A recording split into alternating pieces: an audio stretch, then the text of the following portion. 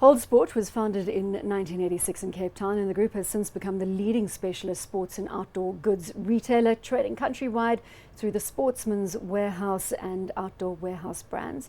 It relisted in July 2011, market cap here of 2.1 billion rand, PE ratio 12.3, dividend yield of 4.6. I'd be interested to come into one of your vest-backed board meetings and see if everybody's wearing their sports kit. Do you guys hang around in your sports kit? We don't have board meetings. We sit in one big desk, so every day is a board meeting, actually. Oh, there we go. Favorite of Paul and the team, just in terms of the sportswear apparel. I'm not sure about the investment theme around Holdsport. Chris?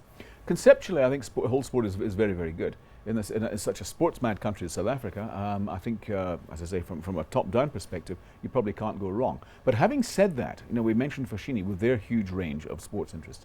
And what we didn't really touch on in Mr. Price is Mr. Price Sport. And that has been a phenomenal success story. So I think it's a very, very competitive environment. I think they do very, very well. I mean, I see a lot of advertising. But, it's cheap, and it's been cheap for a while. And is there reason behind the fact that it's cheap? I feel like, they're not really fulfilling their potential. Like Chris mentioned, there's a lot of competition. You buy a Cape Storm or First Ascent nylon shirt and they go for 800 Rand. You can go to Mr. Price Sports and buy the same shirt for 250 Rand. They recently sold a warehouse in Cape Town and paid out a special dividend.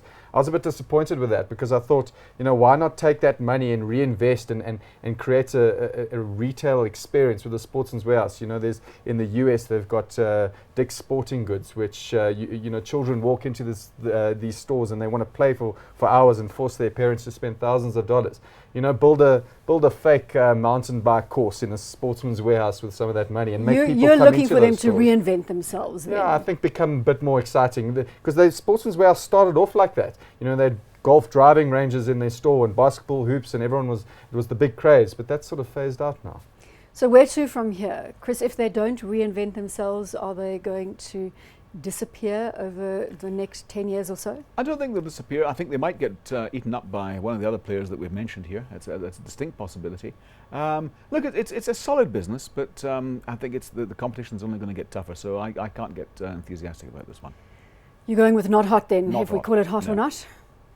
I like the theme. I'll still remain hot. I know Kevin Hodgson and his team sold quite a few shares with no real explanation, which is a bit of a cloud. Never good to see management. I really so like the theme, and I think the South African economy and the push towards sports consumption will keep this company going forward.